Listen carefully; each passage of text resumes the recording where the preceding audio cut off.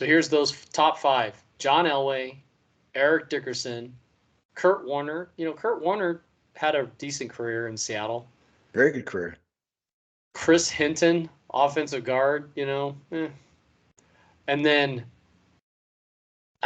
this guy was, when I lived in San Diego, you know, I think his character is bigger than his game, but Billy Ray Smith, Arkansas, out of the Southwest, back when there was a Southwest Conference. How about those apples? Yeah. Getting back to hoops, which is interesting. Were there players you liked that you never saw? So I was a big Wes Unseld fan. And, I saw, excuse me, I saw the Bolts play, who knows, 4 times, 3 times, but I liked his over two-hand overhead pass.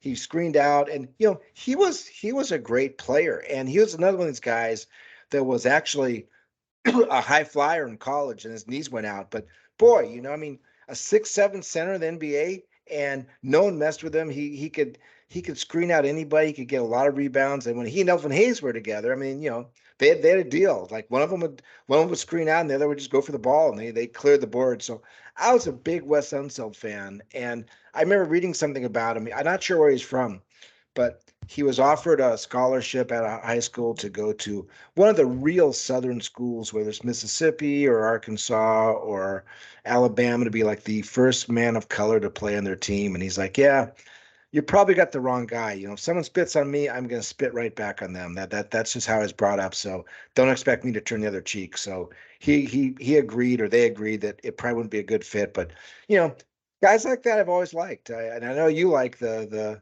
Larry Smiths and the tough guys who clean the boards. Did you like Michael Cage? Oh, Michael Cage, Larry Smith, because he was originally, before he was a Rocket, he was a Warrior. So, those kind of guys, and Barkley. I love when once Jay retired, Barkley was larger than life, and we were listening to, 1984, 1985, we started listening to LL Cool J and Public Enemy and Run DMC, and there's a line in a Public Enemy song where they're going to throw it down your face like Barkley. And you just saw all these amazing highlights of Barkley. There's a play against the Lakers where Magic's going up for a shot, and he kind of does a one-handed, kind of almost like a floater, and Barkley jumps up in the air and just basically grabs it out of the air and palms it to himself, charges down the other end of the court, and dunks it just past everyone. But the guy that I really liked, that I never actually got to see him play, but I saw his statistics, and then I didn't get to see him play in when he was really, really good. He was still amazing when we actually watched him play. But if you ever noticed, all the jerseys that you see me wearing that are not a pro jersey have the number 30 on it.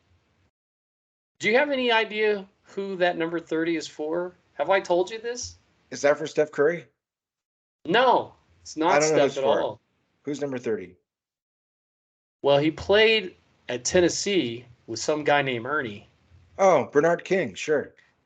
Bernard King, like the legend of Bernard. Like, you want to talk about Michael Jordan?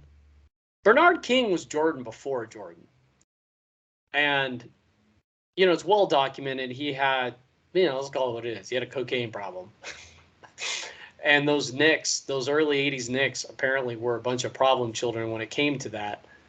But I mean, in the 84-85 season, he averaged 32.9 points a game. I mean, he was amazing. And then he had the knee injury, and he had to, change his game up quite a bit. And, we didn't really get to start getting, TBS wasn't a thing until after the 85 season. So we didn't get to see him until, the second half of his career. But he was just a guy that I liked a lot. Well, it's funny because you're a big Sixers fan.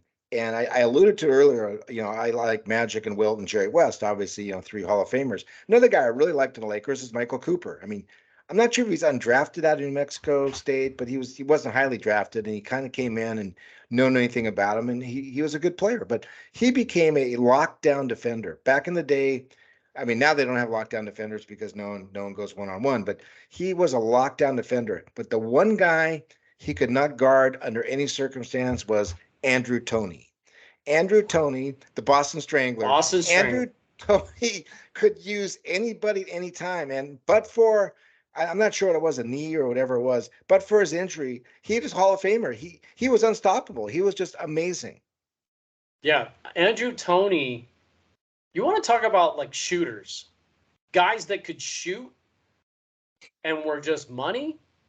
Man, that's Andrew. Like Andrew Toney was a much better version of Reggie Miller.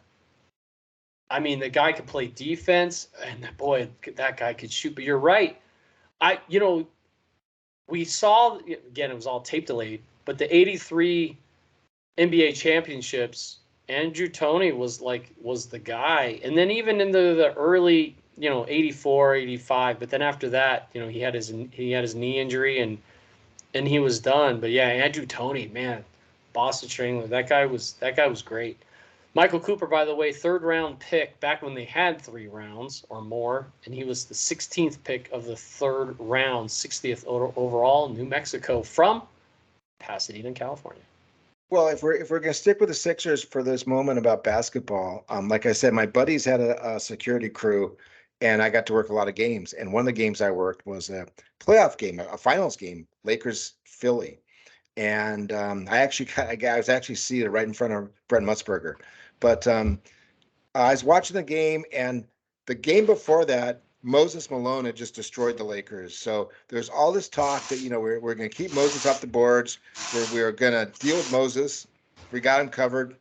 And I remember the first shot went up, first Lakers shot went up, or first Philly shot went up, and they missed. And 2 guys, Mark Landsberger and some other Laker, just sandwiched Moses. I mean, it was like a football play. They screened him so hard they put him in the front row, and I think like, wow, they're serious. And Moses got up and ran down the court. And second quarter is getting some rebounds. Third quarter is playing better. Fourth quarter, he got every rebound. I mean, he was a man among boys. No one could stop him. He was that good. He could do whatever he wanted on the basketball floor, and he dominated. He dominated Kareem. He dominated everybody. And he was far and away. I mean, Dr. J was on that team, but Moses was the man. Moses Malone was a phenomenally good basketball player. Underrated. I mean, because his name never gets mentioned, but he could play at anybody. You think he doesn't get? I mean, Moses is amazing. So our basketball coach in high school, he had a poster. It was in an All-Star game, and it was Kareem shooting a sky hook, and Moses going up to. I mean, he doesn't get it, but the picture is at the peak of, the sky hook, and Moses going up to try to block it, and how he's just shy of blocking it, and they were in an All-Star game. I think the thing with Moses is everyone forgets he was a Rocket. Like, they were great in the late 70s or early 80s before he went to the Sixers. And the Sixers could not get over, those Celtics until Moses showed up. Like, they needed Moses. Like, they were, they weren't there. Talking about the myth being better than the player, the whole Daryl Dawkins thing. Like, we thought Daryl Dawkins was cool because he broke the backboard and he talked slick and he had all these commercials and different types of things. But, he was an okay player. But he definitely, the myth was better than what was on the court for sure.